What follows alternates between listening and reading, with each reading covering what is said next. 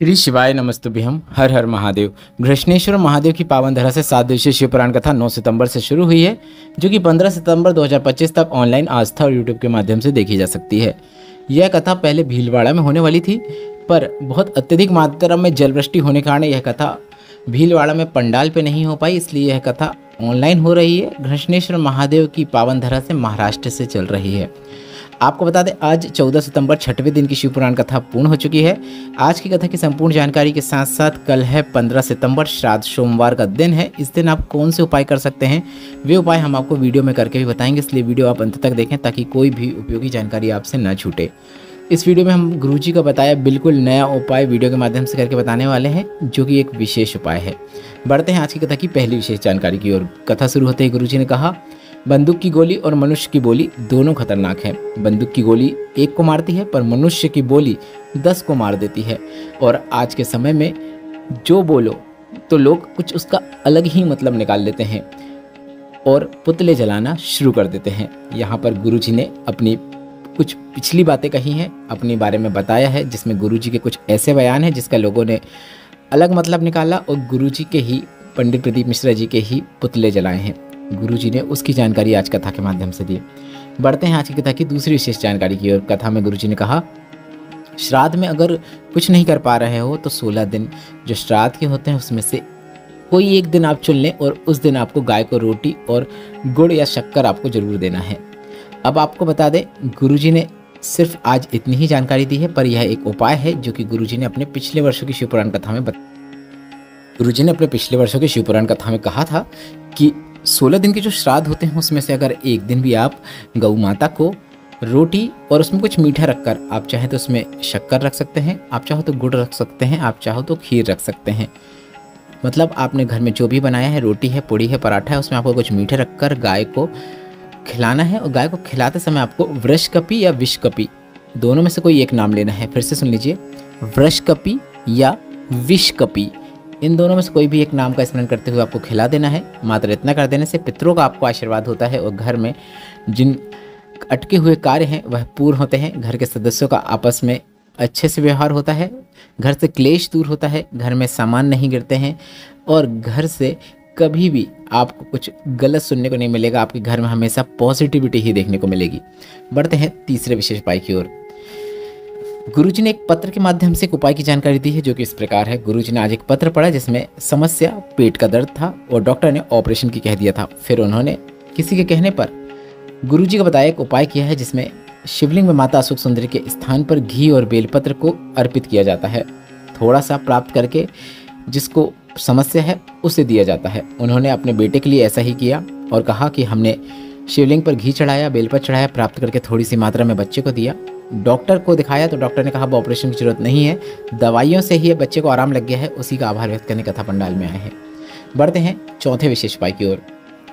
गुरुजी ने कहा, कई लोग प्रश्न करते हैं कि शिव जी का नाम हम जब जाप करना चाहते हैं, शिव जी का नाम जाप करते करते मुख से राधा राधा निकलने लगता है, तो क्या राधा नाम का स्मरण करने से भी हमें शिव नाम का फल प्राप्त होगा? इस पर गुरुजी ने कहा, हाँ, क्यों प्राप्त नहीं होगा, जरूर प्राप्त होगा। आप राधा जपो या फिर शिव जपो या फिर कृष्ण जपो या फिर राम जपो, जिनका भी नाम जपेंगे आपको लाभ जरूर देखने को मिलेगा। बढ़ते हैं पांचवें विशेष उपाय की ओर। 15 सितंबर मतलब कल श्राद्ध सोमवार का विशेष दिन है और इस दिन आपको एक बिल्कुल विशेष मनोकामना पूर्ति उपाय करना है। उपाय आप वीडियो में देखकर समझ सकते हैं कि यह उपाय आपको किस प्रकार से करना है। आपको एक बेलपत्र लेना है और बेलपत्र के नीचे की जो डंडी होती है, जिसे हम बेलपत्र की डूंठ भी कहते हैं, उस बेलपत्र की डूंठ को तोड़ लेना है और उससे ही आपको बेलपत्र में चंदन का उपयोग करते हुए 108 बिंदी बनाना है। हर बिंदी को बनाते समय शंकर भगवान का कोई भी नाम का जाप करना है। आप चाहो तो श्री शिवाय नमस्तुभ्यम या नमः शिवाय या फिर ओम नमः शिवाय या फिर बम बम बोले या फिर हर हर महादेव, मतलब शंकर भगवान की किसी भी नाम का जाप या मंत्र का जाप करना है। हर एक बिंदी को लगाते हुए ऐसे आपको 108 बार नाम का जाप करना है या फिर मंत्र का जाप करना है। एक बात का ध्यान रखना है कि जिस नाम का जाप करेंगे उसे बदलना नहीं है, उसी का जाप 108 बार करना है। जब बिंदी लगा देंगे आप 108 बार, इसके बाद इस बेलपत्र को लेकर भोलेनाथ के मंदिर में जाना है। और भोलेनाथ के मंदिर में जाने के बाद इस बेलपत्र को सबसे पहले शिवलिंग में जो माता अशोक सुंदरी का स्थान होता है वहाँ पर स्पर्श कराना है।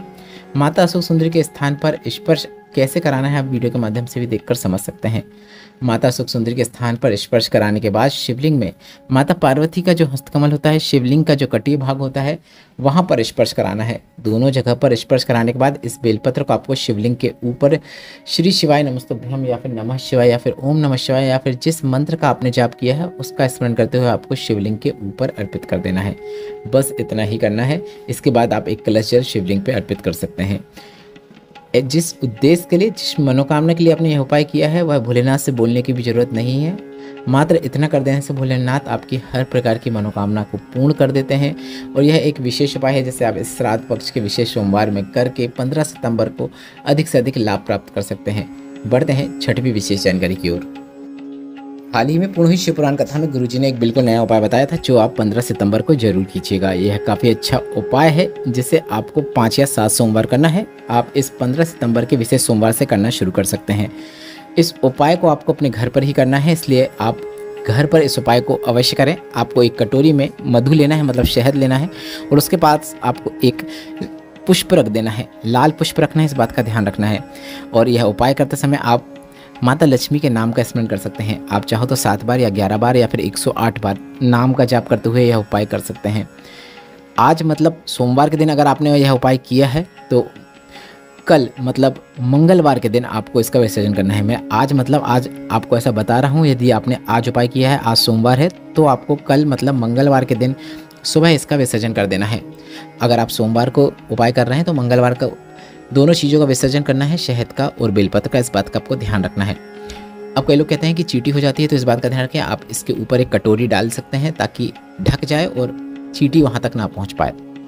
ऐसा आपको 5 या 7 सोमवार करना है या फिर शुक्रवार करना है। यह उपाय आप चाहो तो सोमवार के दिन भी कर सकते हैं, शुक्रवार के दिन भी कर सकते हैं। घर में कभी भी धन संपदा की कमी नहीं होती है। जीवन में हमेशा उन्नति देखने को मिलती है। घर के भंडार हमेशा भरे रहते हैं। बढ़ते हैं आज की कथा की 7वीं और अंतिम जानकारी की ओर। आगामी कथाओं की जानकारी देते हुए गुरुजी ने बताया कि सितंबर में जितनी भी शिव पुराण कथा होंगी, तीनों शिव पुराण कथा ऑनलाइन होंगी। एक तो अभी चल ही रही है जो कि श्राद्ध पक्ष में कृष्णेश्वर महादेव की पावन धरा से चल रही है। इसके बाद 17 से 21 सितंबर 2025 तक ऑनलाइन शिव पुराण कथा होगी। इसके बाद 24 से 28 सितंबर 2025 तक ऑनलाइन शिव पुराण कथा होगी। अक्टूबर की कथाएं सभी पंडाल में होंगी, जो कि 3 से 9 अक्टूबर तक जलगांव में पंडाल में कथा होगी। 12 से 16 अक्टूबर तक शिरडी महाराष्ट्र में पंडाल में कथा होगी। इसके बाद 25 से 29 अक्टूबर तक धनोरा छत्तीसगढ़ में पंडाल में कथा होगी। आशा करता हूँ वीडियो में बताई गई जानकारी आपको उपयोगी लगी होगी। एक और विशेष सूचना, कल की जो शिव पुराण कथा का समय है वह दोपहर के 1 बजे से 4 बजे तक रहेगा। तो आप अभी तक जितनी भी 6 दिन की कथा सुने हैं तो आपने टीवी या मोबाइल पे उसे 2 बजे से 5 बजे तक सुना होगा, पर कल 1 बजे से 4 बजे तक रहेगा। मेरे द्वारा दी गई जानकारी अगर आपको थोड़ी सी भी उपयोगी लगी है तो वीडियो को लाइक जरूर करें। कमेंट बॉक्स में श्री शिवाय नमस्तुभ्यम या फिर हर हर महादेव जरूर टाइप करें। प्रश्न भी आप कमेंट बॉक्स के जरिए पूछ सकते हैं। श्री शिवाय नमस्तुभ्यम, हर हर महादेव।